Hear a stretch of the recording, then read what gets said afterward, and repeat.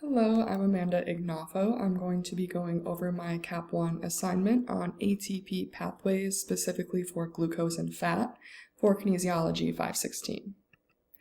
Starting out with an overview, what I will be discussing is the energy pathways for carbohydrates and fat, as well as how these are utilized with exercise depending on intensity and duration. I will go over the limiting factors, as well as just the overall application to these. So starting out with ATP production from glucose. The first step of this is glycolysis. So glycolysis does happen in the cytosol. What is happening in glycolysis is a glucose is broken down into two pyruvate molecules in the cytosol. So glucose does have 6 carbon, and then it's broken down into pyruvate, so 3 different 3-carbon molecules. The next step is pyruvate oxidation. This can only be done if oxygen is present. This does happen in the mitochondria. This is where that 3-carbon pyruvate goes to acetyl-CoA.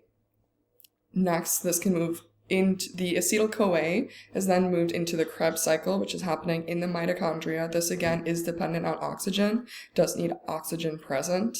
So this utilizes the acetyl-CoA to CO2 while generating NAD and FADH. The next step is the electron transport chain. Again, oxygen is needed for this step. So this uses the oxygen to produce the majority of the ATP. The ATP yield is between 30 and 32 for this per glucose molecule.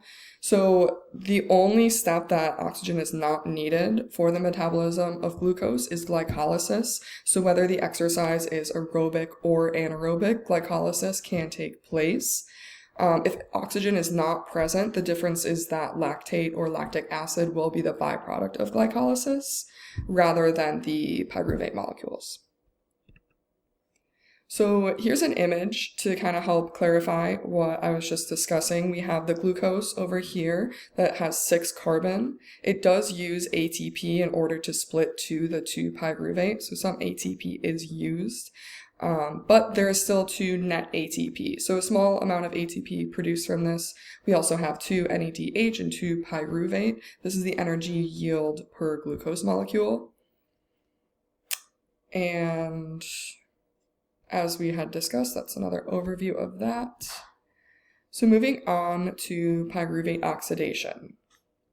Over here we have the pyruvate moving to acetyl-CoA. This does happen in the mitochondria, and this is the acetyl-CoA that will move into the Krebs cycle, which I'm sure we've all heard of and know. So the key steps to pyruvate oxidation are the pyruvate first enters the mitochondria, then CO2 is released, the NADH is produced, and the acetyl-CoA is finally formed. The energy yield for this per pyruvate is actually 0 ATP and 1 NADH. So now we get to the Krebs cycle. The Krebs cycle or the citric acid cycle, or you might hear it called the TCA cycle, are all the same thing. This is where we break down the acetyl-CoA and we're able to extract energy and actually get ATP out of it. This does happen in the mitochondria again. So here we start with the acetyl-CoA, and as it goes through the cycle, CO2 is released. Another thing to keep in mind is this pathway is very reliant on B vitamins. So if somebody is lacking B vitamins, it can interfere with the metabolism of glucose. The energy yield for this is 6 NADH, 2 FADH2, 2 ATP, and 4 CO2. And that's per glucose molecule, which would be 2 pyruvate.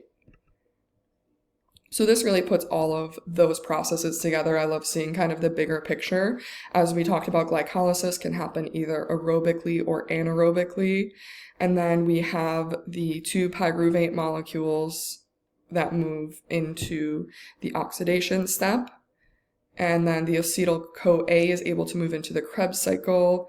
And then finally we come to the oxidative phosphorylation. So this is when all of the ATP is produced. Well, the large amount, relatively.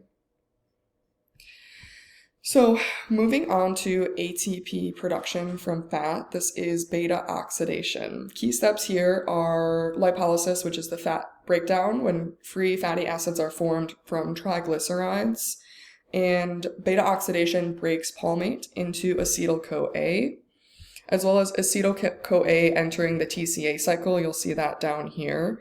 So we have that fatty acid going through beta oxidation, producing acetyl-CoA as well as the NADH and FADH2. So this acetyl-CoA then moves into the TCA cycle, and it's a similar process like we were just discussing with the carbohydrate metabolism.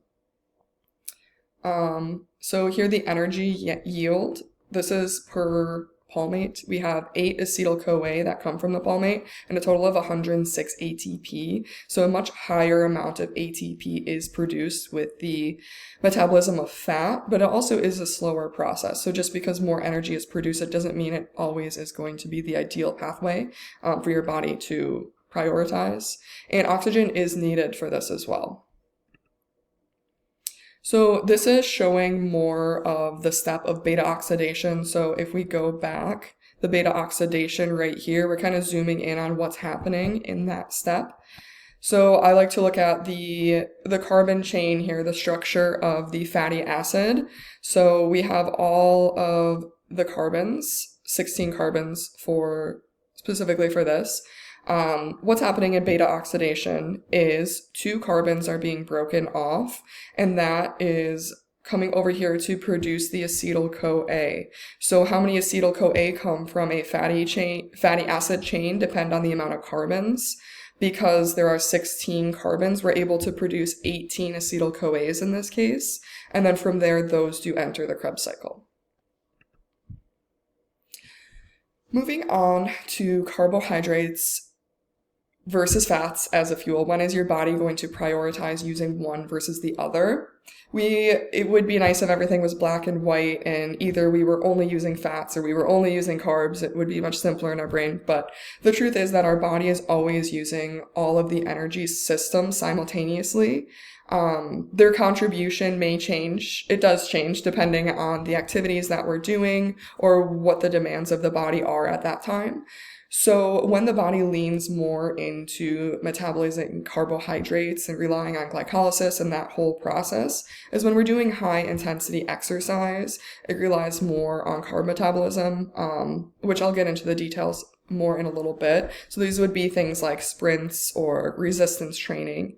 And then when we're looking at the body relying more on fat as fuel, going through that process of beta oxidation is when we have more low intensity exercise. So this would be like low intensity running, long distance, low impact or cycling, as long as it's not very fast and intense. So looking at some more examples of this, I have a chart over on the right showing, depending on the intensity and the duration, what fuel source is preferred. So if we look at high intensity here, regardless of whether it's for a short or a long amount of time, typically the body is going to lean towards more of the carbohydrate metabolism for fuel. Even though the long duration, sometimes we like to think that does go along with the fat metabolism often, but the fat metabolism is a slower process. So when that becomes too slow to keep up with the demand for the high intensity, it actually does end up that carbohydrates are relied on more. So then when we're going down to this end, looking at low intensity for a long period of time, that is fat metabolism. That is the dominant fuel for that exercise. And then as I mentioned, these are all happening at once. It's not like we're just doing one versus the other. So when we're at the low short, it is pretty evenly mixed. It's just depending on the exercise. So some specific examples, the sprinting, heavy lifting, those are very intense. They need fast ATP, so we're going to rely on carbohydrates, on glycolysis.